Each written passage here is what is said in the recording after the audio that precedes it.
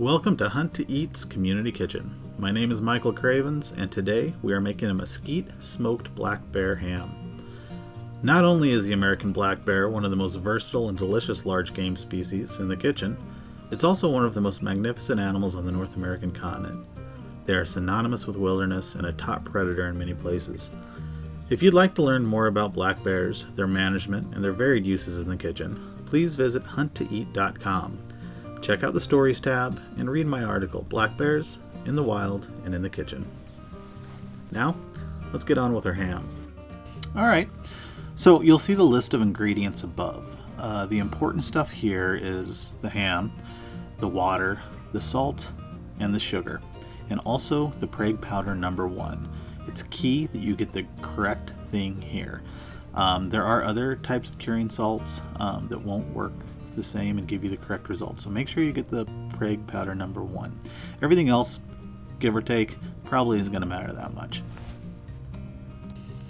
It's also important to point out that this recipe is out of the Meat Eater Fish and Game Cookbook by Stephen Ranella. I have cut the salt by a half. I found the results were far too salty with the original recipe. I've done this several times, gotten great results. So let's get everything into our pot. As you can see, I'm not being exact with some of the non-crucial ingredients, but our Prague powder I'm going to be careful with, our salt and our sugar I'm going to be careful with.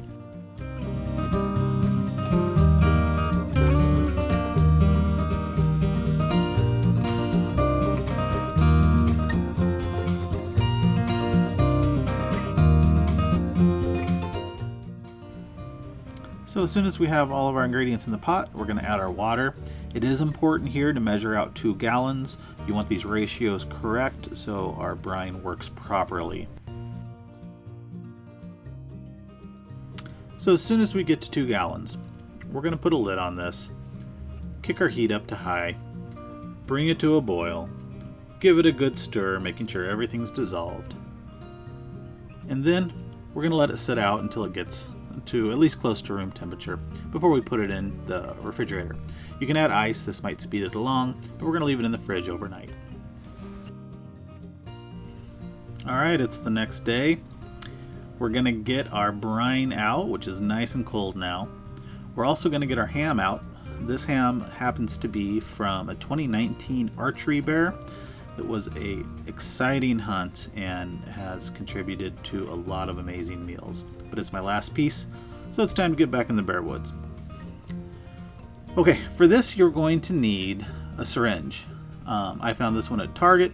You can get it on Amazon. They're really not that hard to find. But what we want to do is thoroughly inject this ham full of our brine.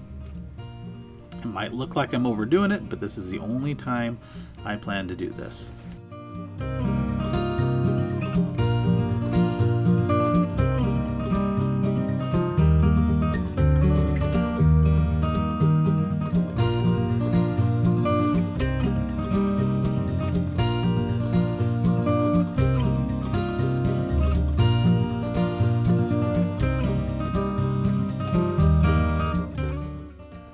Alright, so once this thing is fully saturated, I mean to the point where it's not wanting to hold any more brine, it's nearly doubled in size, it's ready to go back in the pot.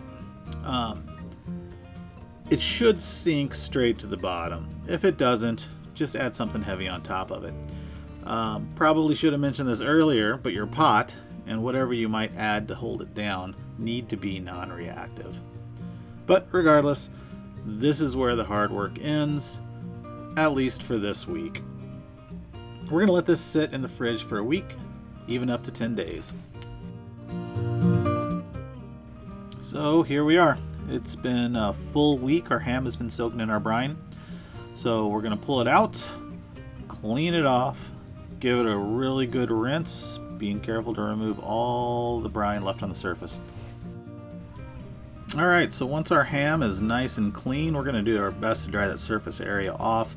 It is fully saturated piece of meat, but we'll get it as dry as we can. I'm going to set it in the fridge just like this on a kitchen towel. A drying rack would probably work better, but I don't have one. It's my understanding that drying it out like this helps the smoke stick. Don't know if that's true or not, but why mess around? And while this is sitting in our fridge, drying out, we're going to take that time to go out and prepare our smoker.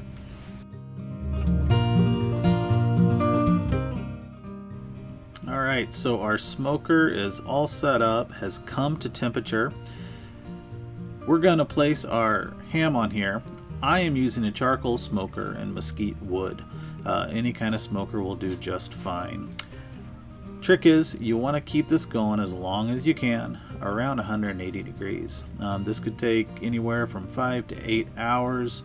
Keep an eye on it, watch your temperature. Bears do carry trichinosis, and you want to bring that meat to at least 160 degrees. I'm being extra careful here because I got kiddos I'm feeding this to, and I want to be as safe as I can. As you can see, the deepest parts of the meat here, I'm getting an even 161 throughout. So I think we're good to go. So there you have it, a week's worth of investment. But the truth is, this is not labor intensive. It only requires your time, and the results are well worth it. This is going to be better than any ham you can buy from a store. Plus, it comes with a good story. So, cold ham sandwiches, ham and beans, however you want to use this, I promise you're going to enjoy it. And with that, take care.